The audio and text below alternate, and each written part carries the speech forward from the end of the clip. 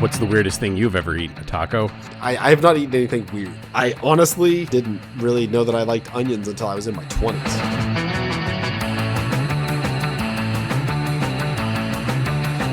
Steve and Jason met while co-hosting one of the first podcasts ever, hundreds of miles away from each other, but bonded through the magic of the internet. Since the end of that podcast in 2023, the geeky guys decided to keep on hanging out and keep podcasting, because still after all these years, Steve and Jason are having a real fun time.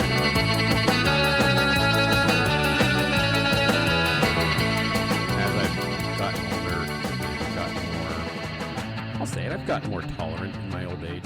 I've just learned that a lot of the things that I judged other kids for when I was a kid were either not their fault or, well, they were all not their fault, but it could have been something like, being on the spectrum somewhere or coming from an underprivileged home, stuff like that. There is one person from my youth that I still, I like the guy, and if he ever hears this, I still respect you, but you did some weird things. I'm going to talk about one of them, and I want you to let me know if I still have some growing up to do, or if this was a bridge too far.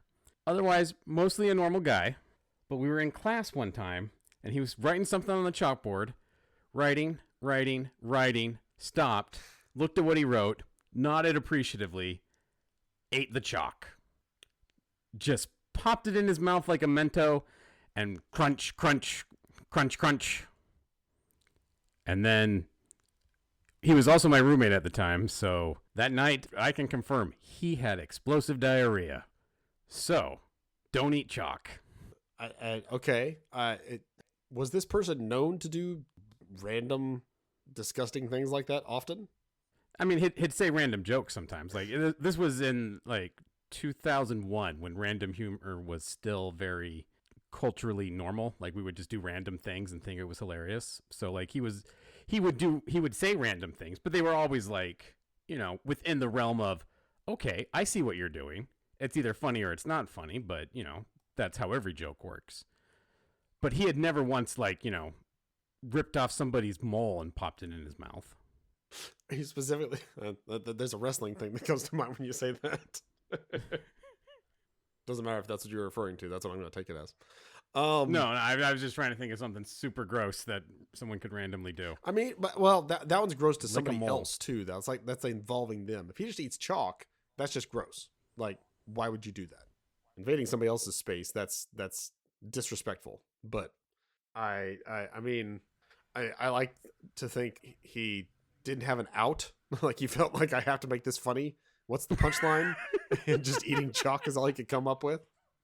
But there doesn't need to be a punchline when you're just doing work on the board. He's like, okay, I wrote all the characters and I'm done. And he could have just sat down. But nope, he's like, got to take this to the next level. What's that next level? Eating chalk and getting diarrhea. I mean, that is the next level. It's not a level I want to go to. But I mean, I respect the desire, I guess. There is a need there for approval, and you must laugh at this, or something must happen now. That's too mundane. Something fun has to happen.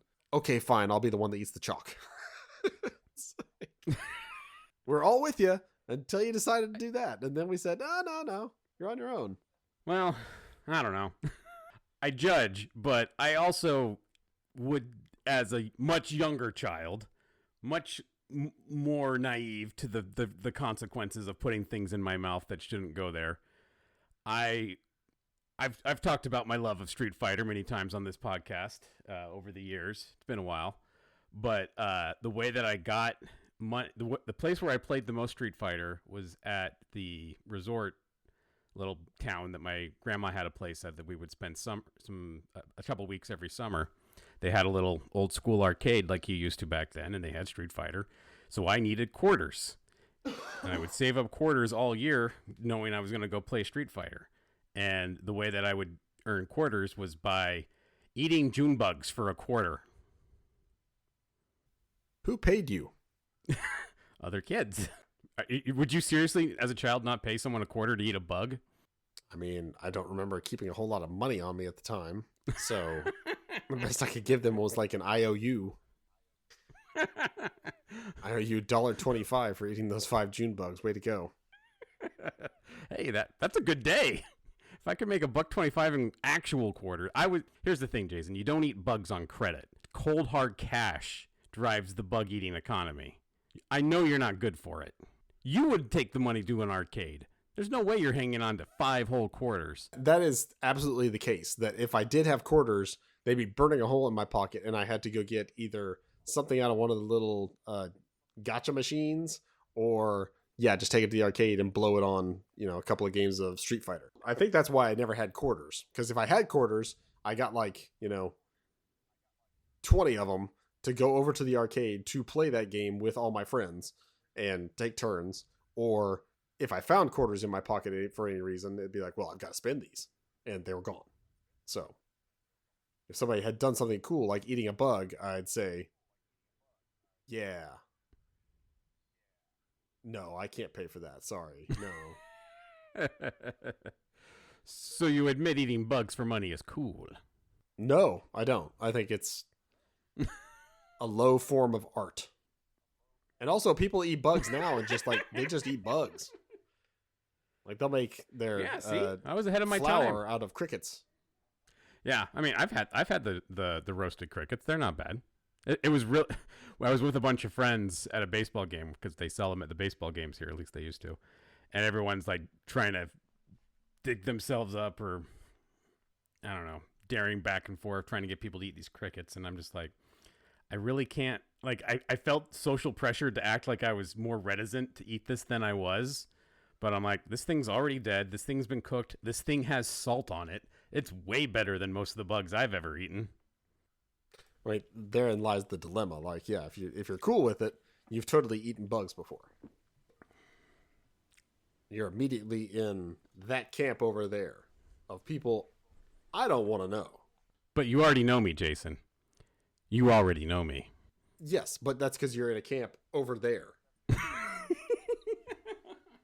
You always have been, and as far as I'm concerned, you always will be. Should your camp ever try to approach my camp, I am going to distance myself and respectfully ask that you keep your distance as well. No. I'm going to Virginia. This has to happen. We're going to a trampoline park and we're eating bugs.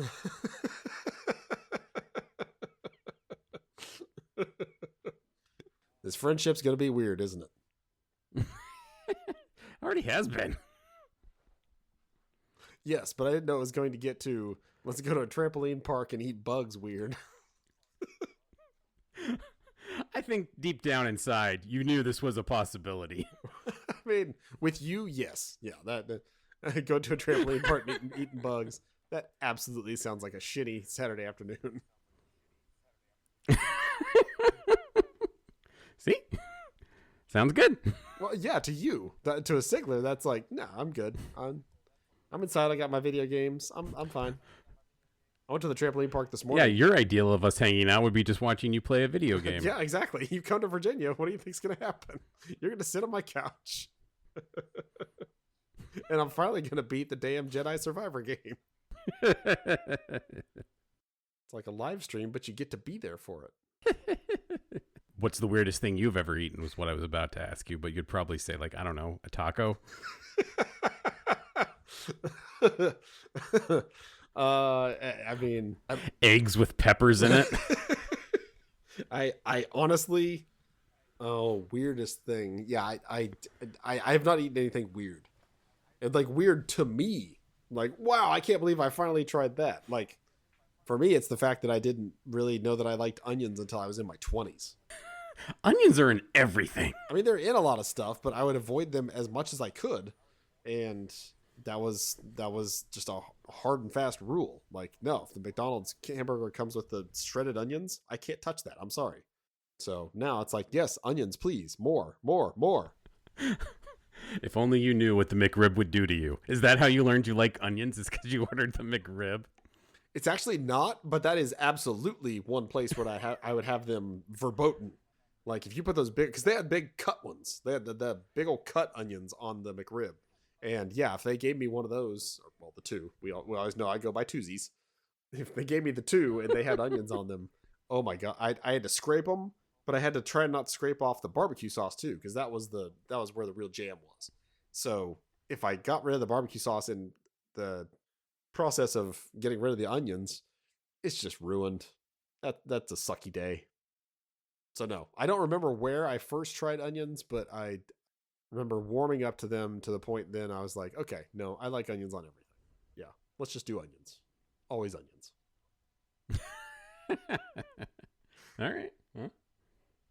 Well, you can come to my house and I'll make you a big plate of onions. Well, no, onions on things. I could do liver and onions. But... No, absolutely not.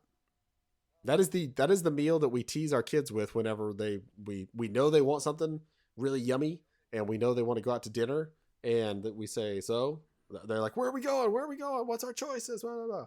We're like, well, we'll have liver and onions and one of the most disgusting things I can imagine.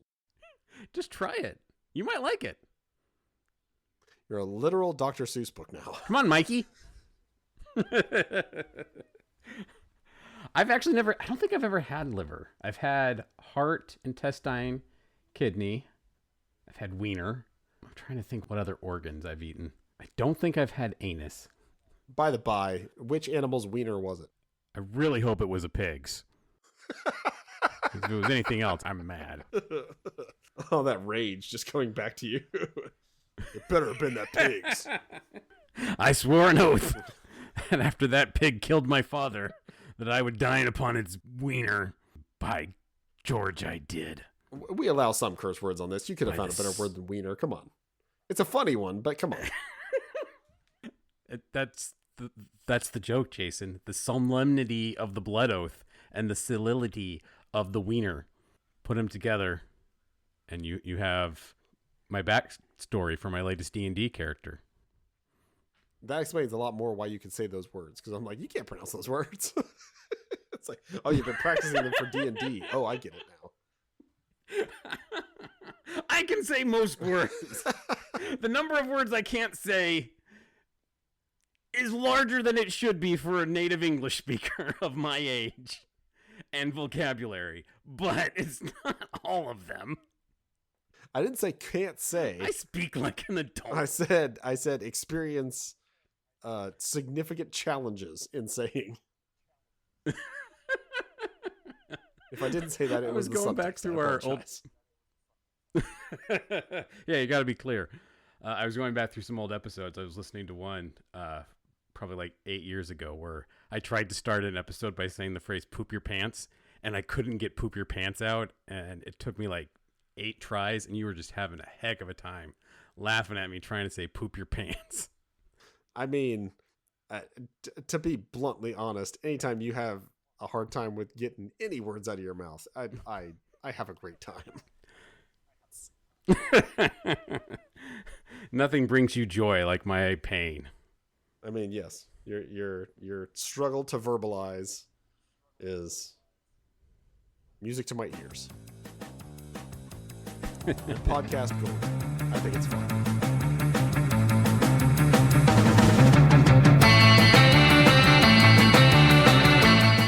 Thank you for joining us for this episode of Steve and Jason Are Having a Real Fun Time.